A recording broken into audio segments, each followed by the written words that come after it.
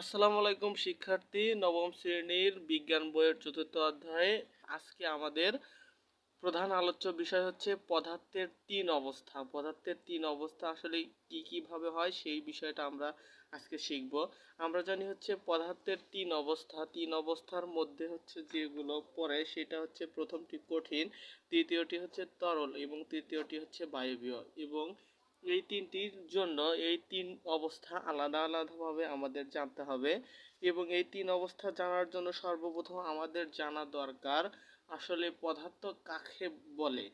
কোনো বস্তুর যদি একটা নির্দিষ্ট ভর থাকে এবং জায়গা দখল করে তখন সেইটাকে বলা হয় পদার্থ। আমরা কিভাবে সেটা বুঝতে পারবো যে কোনো একটা বস্তু, আমরা যদি এখানে একটা কলম রেখে দেই, দেখো কলমটা রেখে দিলাম, কলম একটা বস্তু, আর কলমটা রেখে দেওয়ার পরে এটা একটা নির্দিষ্ট জায়গা দখল করেছে, যে এই এরিয়াটা এইভাবে এরকম করে এই জায়গাটা দখল করছে। তাহলে যে যার একটা নির্দিষ্ট ভর আছে এবং সুন্দর একটা জায়গা দখল করলো সেটাকে বলা হচ্ছে পদার্থ। আর পদার্থ ডেফিনেশন আমরা জানলাম। তারপরে আমরা জানবো হচ্ছে কঠিন পদার্থের যে বৈশিষ্ট্য।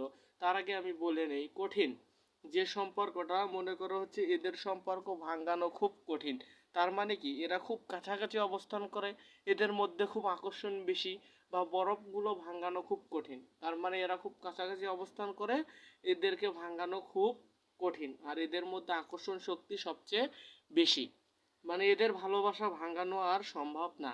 তার মানে এদের মধ্যে আকর্ষণ শক্তি সবচেয়ে বেশি আর হচ্ছে খুব কাছাকাছি অবস্থান করে। তাহলে আমরা এখন এর আগে সুন্দর একটা গল্প বলে নিলাম তোমাদের সবার জন্য। এখন আমরা কঠিন সম্বন্ধে জানবো।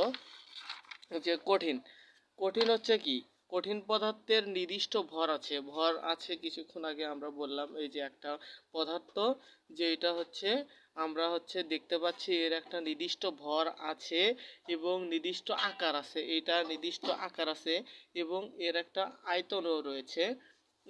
কোনো বস্তুর মধ্যে যে নিজেদের মধ্যে যে কণাগুলোর যে আকর্ষণ, এটা কিন্তু এই যে একটা থেকে তৈরি হয়নি, বা একটা বরফ একটা থেকে তৈরি হয়নি। যখন পানি ফ্রিজে রেখে দেওয়া হয়েছে তখন সেটা কিন্তু ধীরে ধীরে জমে গেছে এবং অনেকগুলো পানির সংমিশ্রণে এই অল্প একটু করে অণু, যেরকম হচ্ছে এটা দুইটা তিনটা চারটা পাঁচটা ছয়টা, এগুলো সকলগুলো সংমিশ্রণ একসঙ্গে হওয়ার পরেই এইটা হয়েছে হচ্ছে কঠিন, সকলগুলো একসঙ্গে হওয়ার পর। তাহলে সব পদার্থের মধ্যেই এক ধরনের আকর্ষণ বল আছে। মানে প্রত্যেকটি পদার্থের মধ্যেই এক ধরনের আকর্ষণ বল আছে, সেটাকে বলা হয় আন্তঃকণা আকর্ষণ। সেটাকে আমরা কি বলবো? আন্তঃকণা আকর্ষণ। কঠিন পদার্থের মধ্যে আন্তঃকণা আকর্ষণ সবচেয়ে বেশি। আমি কিছুক্ষণ আগেই বলেছি যে সবচেয়ে বেশি কাছাকাছি অবস্থান করবে তাদের মধ্যে সবচেয়ে বেশি আকর্ষণ থাকবে। তাহলে কঠিন পদার্থের মধ্যে আন্তঃকণা আকর্ষণ সবচেয়ে বেশি। এ কারণেই কঠিন পদার্থগুলো সবচেয়ে কাছাকাছি অবস্থান করবে। মানে যাদের মধ্যে আন্তঃকণা আকর্ষণ সবচেয়ে বেশি, তারা কি করবে? সবচেয়ে বেশি কাছাকাছি অবস্থান করবে এবং এদের নির্দিষ্ট অবস্থান থাকবে। যদি একটা বরফকে তুমি এখানে রেখে দাও, তাহলে ওটা ওই জায়গাতেই থাকবে। আর এটা হচ্ছে নির্দিষ্ট আকার থাকবে। এবং কঠিন পদার্থ চাপ যদি প্রয়োগ করো, এই যে এখানে যদি বরফ রেখে দাও তুমি, এটা যদি এই পাশ থেকেও চাপ প্রয়োগ করো, এই পাশ থেকেও চাপ প্রয়োগ করো, তাহলে কঠিন পদার্থ কি হবে না? সংকুচিত হবে না। কঠিন পদার্থ কখনো সংকুচিত হবে না। সেটা এখানে বলছে যে চাপ প্রয়োগ করলেও কোনো কঠিন পদার্থ কি হবে না? সংকুচিত হবে না।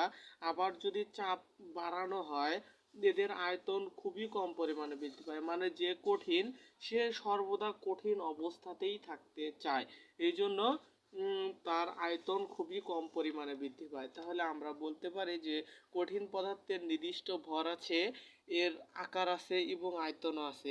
এদের মধ্যে আকর্ষণ শক্তি সবচেয়ে বেশি, এই জন্য এরা কি করে? কাছাকাছি অবস্থান করে। এদের মধ্যে আকর্ষণ শক্তি সবচেয়ে বেশি, এজন্য এরা কি করে? কাছাকাছি অবস্থান করে। এবং এরা খুব একে অপরের সঙ্গে যে লেগে থাকার যে ক্ষমতা, সেটা হচ্ছে আন্তঃকণা আকর্ষণ বলা হয়। এবং কঠিন পদার্থের যে চাপ প্রয়োগ করা হবে, চাপ প্রয়োগ করলে এরা কখনো সংকুচিত হবে না, এবং চাপ বাড়ালে পদার্থের আয়তন খুবই অল্প পরিমাণে বৃদ্ধি পাবে। এই ছিল কঠিন পদার্থের বৈশিষ্ট্য।